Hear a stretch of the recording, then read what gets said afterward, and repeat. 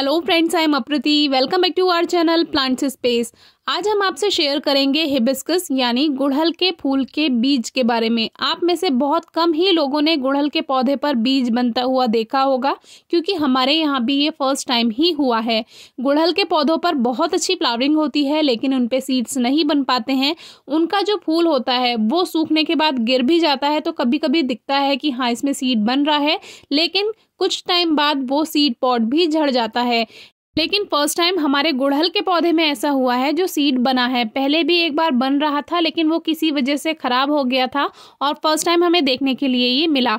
तो ये हमारे बैंगनी गुड़हल यानी जो पर्पल कलर का हिबिस्कस है उस पे ये सीड बना है, और ये गुच्छे वाला गुड़हल है। तो इसमें जो सीड पॉड है इसमें ये कुछ भुनके जैसे कीड़े जैसे भी हो जाते हैं, जो कि इनमें बैठ जाते हैं। तो इसमें घबराने वाली कोई बात नहीं है। ये छोटे छोटे कीड़े मकोड़े इसमें बैठे ही रहते हैं, जैसे कि कैनफ में भी हमने आपको दिखाया। तो ये तो नेचुरल है, लेकिन ये ज़रूरी नहीं कि सभी सीड्स में इस तरह के भुनके हों। तो ये जो प्लांट है ये हमारा पर्पल हिबिस्कस है, और ये डोरमेंसी में जा रहा है, क्योंकि सर्दियों में जो गुड़हल के पौधे होते हैं वो कम ग्रोथ कर पाते हैं। हाइब्रिड वैरायटी में फ्लावरिंग होती है, लेकिन ये जो देसी वैरायटी होती हैं इनमें फ्लावरिंग नहीं होती है और पत्तियां भी झड़ जाती हैं। तो अभी हमने इस सीड को कलेक्ट कर लिया, और अब हम इसमें से ये सीड पॉड है, अब इसके अंदर किस तरह के सीड्स होते हैं वो देखते हैं, क्योंकि फर्स्ट टाइम ही हम देखेंगे। इस तरह के और भी रेयर सीड्स हमने आपसे शेयर किए हैं, जैसे कि ट्रम्पेट वाइन की जो फली बनती है, सीड पॉड बनता है, वो दिखाया था। सावनी के सीड्स दिखाए थे, और एक हमने चंपा जिसको प्लूमेरिया भी कहते हैं उसकी फली भी आपको दिखाई थी, जो कि बहुत ही कम देखने के लिए मिलती है। बड़े बड़े पेड़ों पर आपने देखी होगी कहीं आसपास। तो ये जो गुड़हल का बीज है ये तो शायद ही आपने कभी देखा हो, क्योंकि नॉर्मली ये बनता नहीं है। इसीलिए हम आपसे कहते हैं अपने गार्डन में कम से कम केमिकल का यूज़ कीजिए, क्योंकि केमिकल का यूज़ अगर आप करते हैं तो आपके गार्डन में पॉलिनेटर्स नहीं आते हैं। पॉलिनेटर्स यानी कि तितलियां, मधुमक्खियां या उन जैसे और भी कई कीट पतंगे। तो यही सबसे ज़्यादा बेनिफिट होता है पॉलिनेटर्स के आने का, कि पॉलिनेशन की वजह से आपके गार्डन में सीड्स भी बनते हैं, और जो सब्जियां होती हैं फूलों से सब्जियां बन पाती हैं। तो अपने गार्डन में केमिकल का यूज़ बिल्कुल ना करें, क्योंकि फिर उनकी जान को खतरा होगा। तो आपके गार्डन को ग्रोथ करने में सबसे ज़्यादा हेल्प जो करते हैं वो पॉलिनेटर्स ही करते हैं। तो आगे से ये बात ज़रूर ध्यान रखिएगा।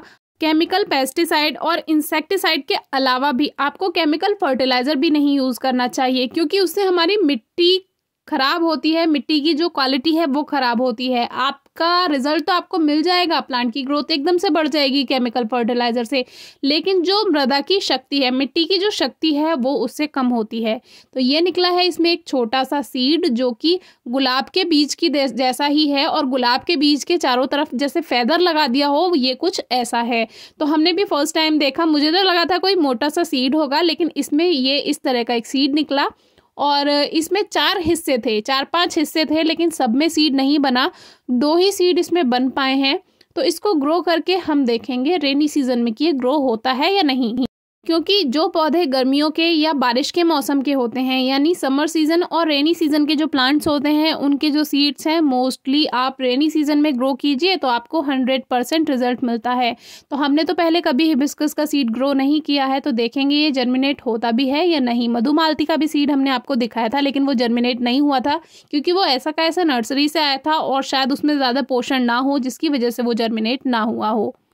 अब आप कहेंगे कि हिबिस्कस को सीड से लगाना सही है या उसका प्लांट लेना सही है या कटिंग से ग्रो करना। तो प्लांट ले सकते हैं तो प्लांट ले लीजिए बना बनाया नर्सरी से, नहीं तो कटिंग से हिबिस्कस यानी गुड़हल का पौधा बहुत आसानी से ग्रो हो जाता है। सीड से ग्रो करने की ज़रूरत ही नहीं है, लेकिन कुछ रेयर सीड्स होते हैं जो हमें कम देखने के लिए मिलते हैं, इसीलिए ये आपसे शेयर किया। वीडियो कैसी लगी बताइएगा। Thank you.